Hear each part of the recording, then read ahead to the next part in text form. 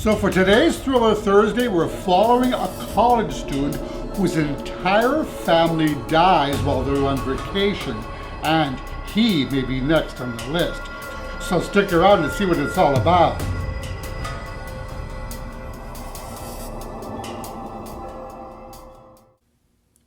They found the bodies on a Tuesday, 2 days after the family had missed their flight home.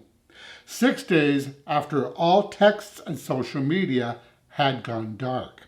And thus begins Every Last Fear by Alex Finlay, which is a spine-chilling, tension-packed gripper of a story.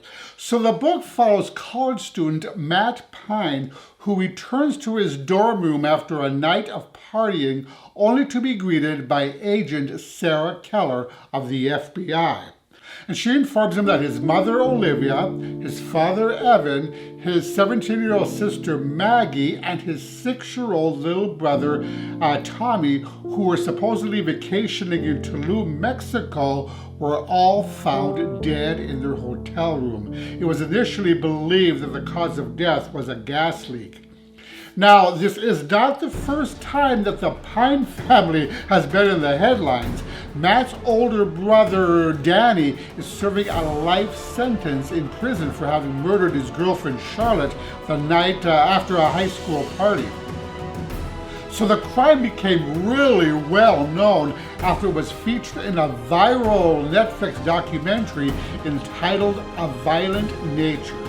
So via taped footage of the initial police interview with Danny, it became pretty darn evident that he was coerced into a confession, and there really wasn't any solid evidence pointing to his guilt. Regardless, he was convicted of murder. Though most people do believe that he was innocent and have rallied behind Danny, and Danny's family, especially his father, have never given up hope in trying to exonerate him, pretty much bankrupting the family in the process.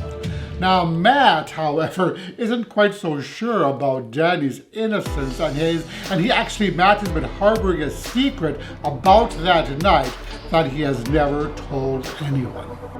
So, Matt's entire family is dead. Now, after a preliminary FBI investigation, they tell Matt that it appears as though the family's deaths were no accident, but rather they were murdered, and that Matt may be next on the list.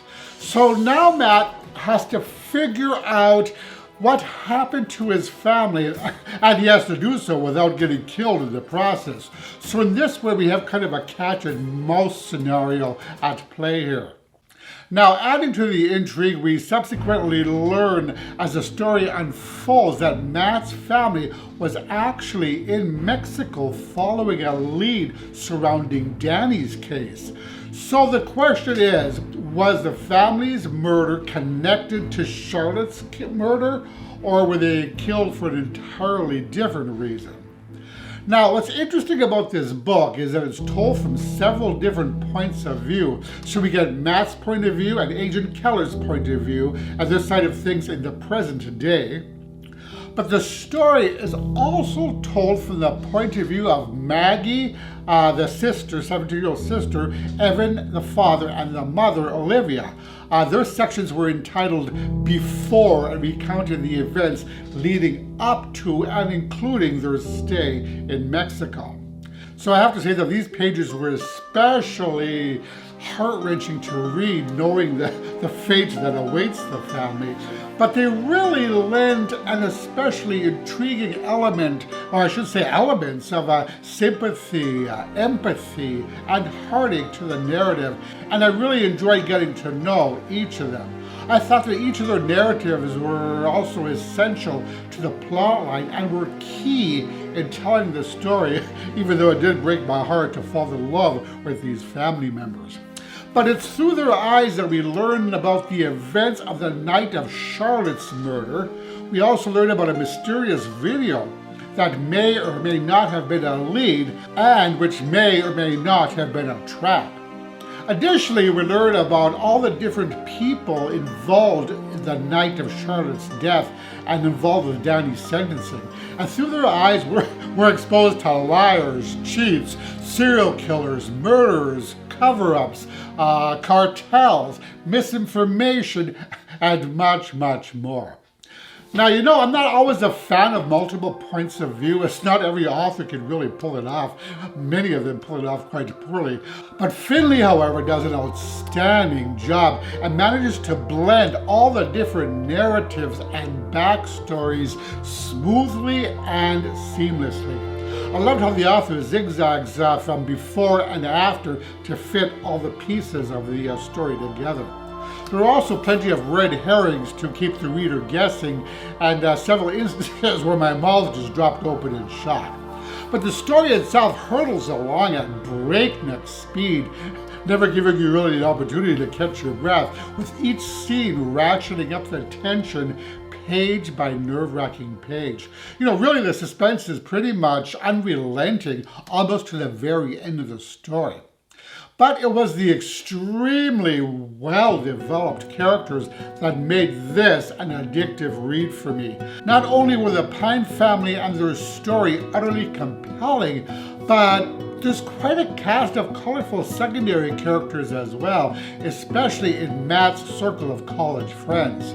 You know, I don't know how the author did it, but they made every single character extremely compelling and relatable. They were all so real that I found myself deeply invested in each and every one of them. I also love the kick-ass FBI agent Sarah Keller, and I hope that the author includes her in future books because she's really phenomenal. Now, there are not many thrillers that I give 5 stars to, but this one was especially deserving, I thought. All in all, the relentless pacing, the tight prose, the richly developed characters, and the brilliant ending made this an undeniable page-turner. So yeah, all the stars for this one. Now, this is supposedly the author's debut novel. I looked up the author and I couldn't find very much about them. And if this is in fact a debut novel, let me tell you, I am gobsmacked. Now, I do say supposedly a debut because I do believe Alex Finlay is a pseudonym, so it's entirely possible that they're already an accomplished author. But if not, then I'm guessing they certainly will be. Oh, and I also want to mention that I consumed this via audiobook, and the narration was brilliant. I'm sure that helped to make this story so poignant for me. So did you like this video? If so, please click the like button below, as that really helps my channel out. And as always, I thank you so much for watching. I really appreciate all of your support, and I'll talk to you all in the next video. Roger and out.